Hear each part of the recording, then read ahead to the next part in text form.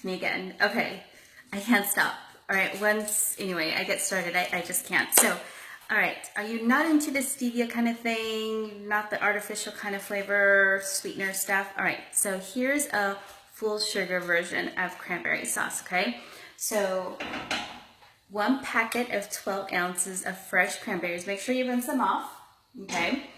Take notes. Half a cup of water. Don't spill it on your stove like I just did. But anyway, and then here's the sugar. 1/4 cup of maple syrup. And let's go ahead and turn it on. And you're gonna let all this boil for about 20 minutes, okay? Make sure that you stir so that it doesn't stick, okay? So then you're gonna have a half, let me calm down, I'm getting ahead of myself. So this is a half an orange, so the juice and the zest of a half an orange, so pour that in there. And then you want 1/2 of a teaspoon of ground ginger, okay? So 1/2 a teaspoon, sprinkle that in there.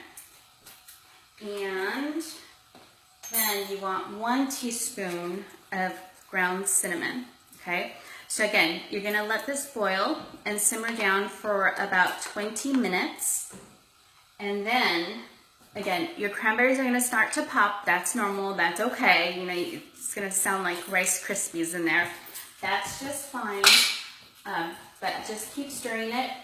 And then after 20 minutes, you're gonna add your diced pear, okay? So this is gonna be cranberry pear sauce, right? So after you add your pear, cook it down for about 5 minutes and then let it cool and you're done.